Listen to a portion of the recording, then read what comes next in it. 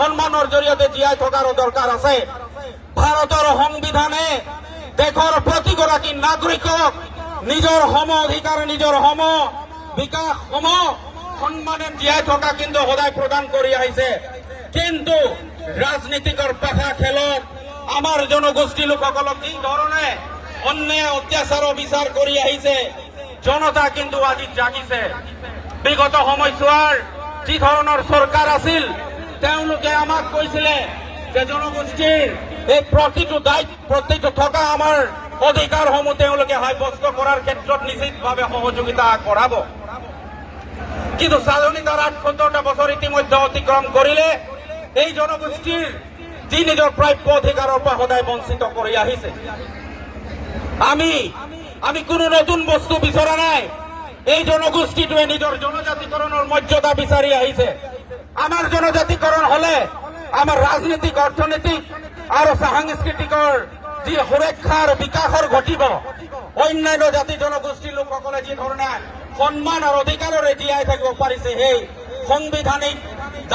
সাংবিধানিক অধিকাৰটোকে আমি বিচাৰি আছো। কিন্তু বিগত সময়ছোৱাত চৰকাৰে যি ধৰণে আমাক প্ৰতাৰিত কৰিলে, একে বিজেপি চৰকাৰো আজি তাৰিখত কিন্তু প্ৰতাৰিত কৰি আহিছে। এই প্ৰতাৰণা, এই ঠগ আৰু প্ৰবঞ্চনা বিৰুদ্ধে আজি জনতা জাগিছে। অসম চাহ জনজাতি ছাত্ৰ সন্থাৰ আহ্বান জনাই তিনিচুকীয়া এই মহানগৰত আজি যি ধৰণে উপস্থিত হৈছে, ইয়াৰ পৰা আমি স্পষ্ট কৰি দিব বিচাৰিছো, দিছপুৰত বহি থকা হিমন্ত বিশ্ব শৰ্মা চৰকাৰক, দিল্লীত বহি থকা নৰেন্দ্ৰ মোদী চৰকাৰক 2026 পূৰ্বে আমাৰ চাহ জনগোষ্ঠী লোকসকলক যদি জনজাতিকৰণৰ মৰ্যাদা নিদিয়ে, আমাৰ লোকসকলক চাহ শ্ৰমিকসকলে বসবাস কৰা যি ভূমি তেওঁলোকৰ আছে, এই ভূমিৰ পট্টা যদি প্ৰদান নকৰে, শ্ৰমিকসকলৰ দৈনিক মজুৰি ন্যূনতম মজুৰি আইনৰ অন্তৰ্গত আনি যদি বৃদ্ধি কৰা ব্যৱস্থাটো নকৰে, তেতিয়াহ'লে কিন্তু দিছপুৰ কঁপিব। আজি তিনিচুকীয়াত কঁপিছে, কাইলৈ কিন্তু দিছপুৰ কঁপিব। দিছপুৰৰ আসনত বহি থকা চকী কিন্তু ভাঙিম, এই কথাটো স্পষ্ট হ'ল। এই ক্ষেত্ৰত আপোনালোকে আমাৰ লগত नरेंद्र मोदी डांगरिया, आप हमेशा एक बात बोलते थे, हम आपको याद दिला देना चाहते हैं। आप कह रहे थे तो आपको चाय वाला है, लेकिन चाय बनाने वालों को आप भूल गया है। लेकिन आपका ये वादा हम आज तक भी याद रखे हैं। 26 तक अगर चाय जनजाति लोगों को चाय जनजाति का मर्यादा नहीं मिला, भूमि पट्टा का अधिकार अगर नहीं मिला, श्रमिकों का मजूरी अगर वृद्धि नहीं हुआ, तो दिल्ली में आप भी नहीं रहेंगे। ये एक बात हम स्पष्ट कर देते हैं। दूसरी तरफ আমি অসমৰ মুখ্যমন্ত্ৰী ডক্টৰ হিমন্ত বিশ্ব শৰ্মা ডাঙৰীয়াকো আহ্বান জনাব বিচাৰিছো। আজি তিনিচুকীয়াৰ লাখ লাখ জনতা ওলাই আহিছে।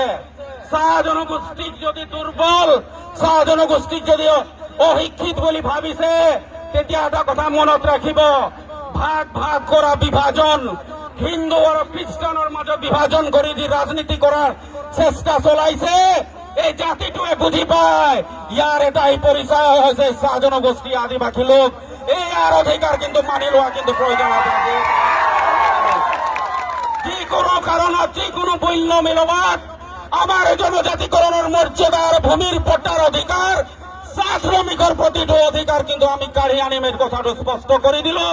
নহলে আপোনালোকে আসন গ্ৰহণ কৰি থকা সেই চকীৰ এটা এটা খুঁটা কিন্তু ভাঙি পেলাম, এই কথা স্পষ্ট কৰি দিয়া হ'ল।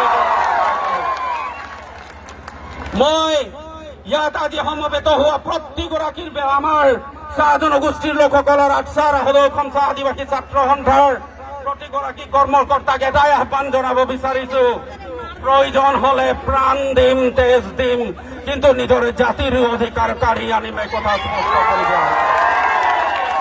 আজি আপোনালোকৰ পুলিচ মিলিটাৰী লগাই আমাক কিমান দমন কৰি আহিছে, কিমানক ঘূণীয়া কৰি আহিছে, কিমানজনক জেলত গৈছে। আজি আহক ওলাই অসম চৰকাৰৰ এই আৰক্ষী এই কথাটো স্পষ্ট কৰি দিলো, এটা জনগোষ্ঠীৰ লোকসকলক যদি আপোনালোকে অত্যাচাৰ আপোনালোকে কিন্তু দিছপুৰ আৰু দিল্লীত নাথাকিব, সেই কথাটো স্পষ্ট কৰি দিয়া হৈছে। আমাৰ অধিকাৰ আমি নতুনকে বিচৰা অধিকাৰ নহয়, হামদার অধিকার, হামদার প্রাপ্য। দেশ আকের সংবিধান में लिखा है নিজের প্রাপ্য হামদার লেতে লিবার কারণে যদি দিসপুর মার্চ করার লাগে তো দিসপুর চলো কাল আমি হাতে লেকে বাইঠা হবে। আর চাহ জনগোষ্ঠী যিসকল এমএলএ মন্ত্ৰী আছে তেওঁলোককো আমি আহ্বান জনাও যে জনগোষ্ঠীটোৰ প্ৰাপ্যৰ অধিকাৰৰ ক্ষেত্ৰত জনজাতিকৰণ ভূমিপট্টাৰ চাহ শ্ৰমিকৰ সমস্যা যদি আপোনালোকে সমাধান কৰাৰ ক্ষেত্ৰত যদি নামাতে এই জনতা কিন্তু আপোনালোকৰ দিছপুৰ আৰু দিল্লীৰ চকী কিন্তু কাঢ়ি ল'ব, সেই কথাটো আপোনালোকক স্পষ্ট কৰি দিলো।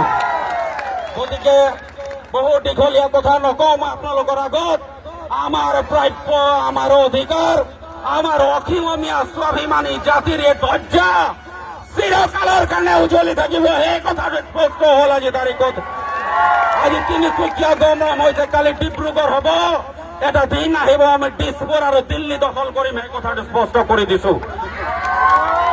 ইয়াৰ পিছতে আজি হাজাৰ হাজাৰ যি লাখ লাখ জনতা যি ওলাই আহিছে, প্ৰতিটো জনতাক, প্ৰতিটো চাহ জনগোষ্ঠীৰ মই আই মাতৃ পিতৃ বন্ধু লোকসকলক হাত জোৰি নমস্কাৰ কৰিছো।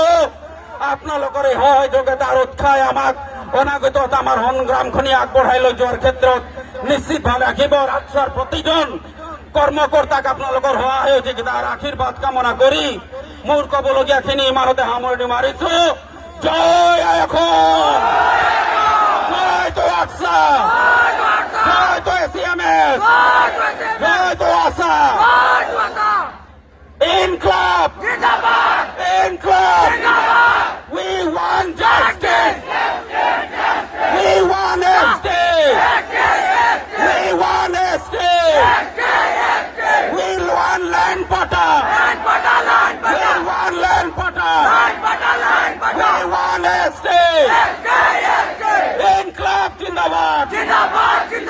Inkılap zindabad. ধন্যবাদ।